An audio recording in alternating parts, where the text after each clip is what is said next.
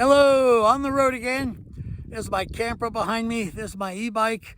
And behind the camper is the Seminole Reservoir. This is where I'm camped, and it's gorgeous here. I'm in the midst of mountains, canyons. It's just wonderful. And the state of Wyoming, where I am now, is a special place for me. I've been here about 10 days. Drove up from Utah. And Wyoming is special mostly because of the history. It's got great stories here, and there's so much evidence of the stories that makes it fun. So in terms of history, 3 nights ago, I was in Rawlins, Wyoming, before I drove up here. And I got to this restaurant called Buck's, and the place was packed. I heard the food was really good. So there was no tables available, but I took a seat at the bar to have dinner there. And this guy sitting next to me starts chatting me up right away. And his name is Garrett. He's a young guy. Pretty unusual for someone to be so gregarious, but he was. And boy, did we have fun. So Garrett has a bachelor's degree in history. And if anything, I'm an amateur when it comes to history, but I like talking about it. And we talked about everything. It was so much fun. So you never know who you're going to meet on these trips. I show up someplace and you start chatting up with someone, and we shared phone numbers, we shared information. It's just one of those great things where I'm traveling alone, but rarely by myself. Almost always meeting people. So in terms of history, 2 years ago in 2021, when I was up here, I made a video about something I stumbled upon in the South Pass region of Wyoming. And I'll play a clip from 2021 right here. Behind me there is a small grave site. It goes back to the 1800s. Over there, and there's another small grave site near the camper. And I got off the side roads. I've been driving on a dirt road for a while.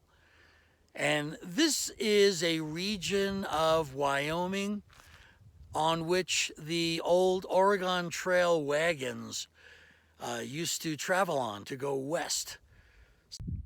So after, learning about South Pass and its importance for those traveling on the Oregon Trail, I decided to dig a little deeper on this trip.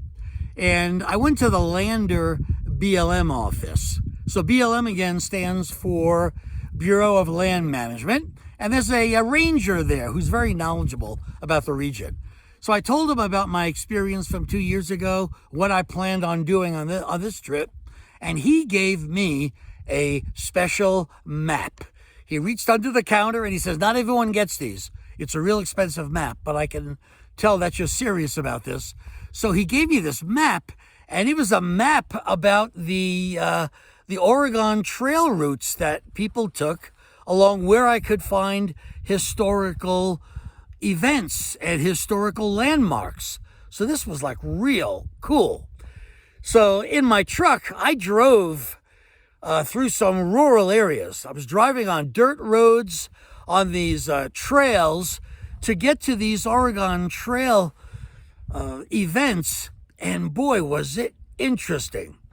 So one of the things I learned doing this was among the many Oregon Trail participants were the Mormons who were headed west to Salt Lake City. And the Mormons used mostly hand carts. They didn't have horse-drawn wagons. So they had mostly hand carts, which actually got them to their destination sooner than if they were using animals. So that was interesting. And the Mormon church out in Salt Lake City set up stations for the Mormon travelers to stock up on food and supplies along the way. So along the way, there were specific landmarks at which they were able to do this. So going from east to west on this trail, these landmarks were rather interesting.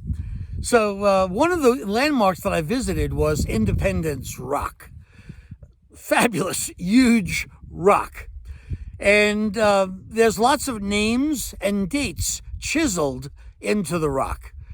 And Independence Rock gets its name because if you made it that far by Independence Day, July 4th, there was a good chance you would reach Salt Lake City before the winter storms.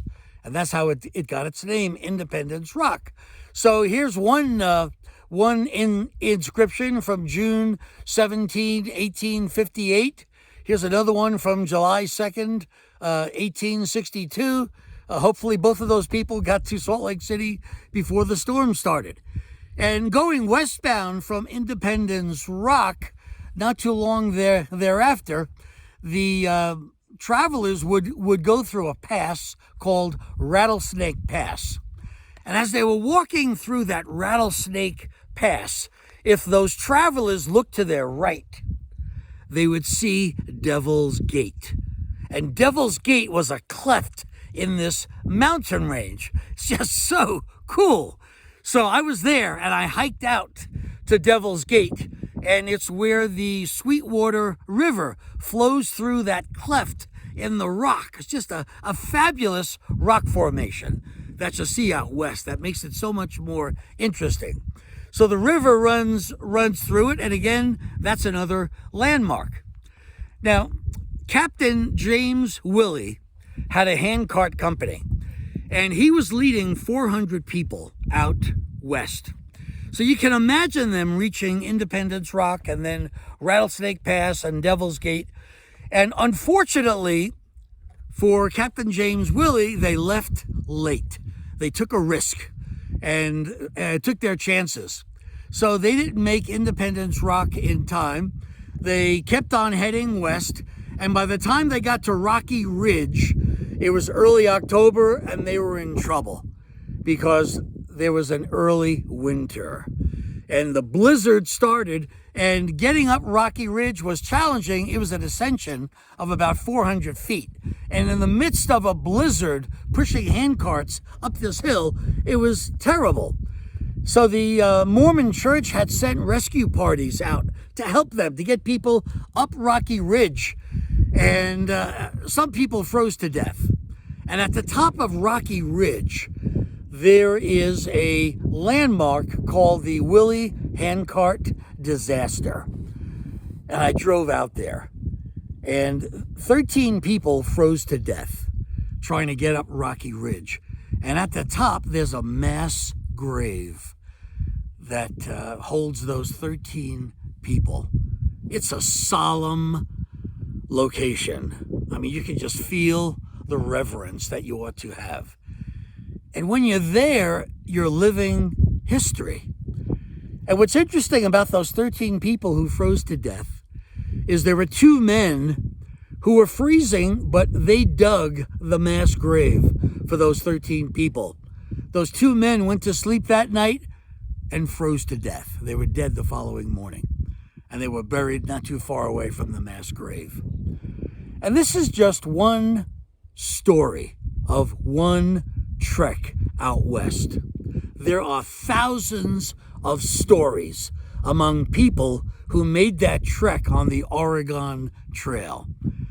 And when I'm here driving to locations and hiking, I feel like I'm living history. I'm able to see it, I'm able to smell it, I'm able to touch it, and it just makes it that much more real.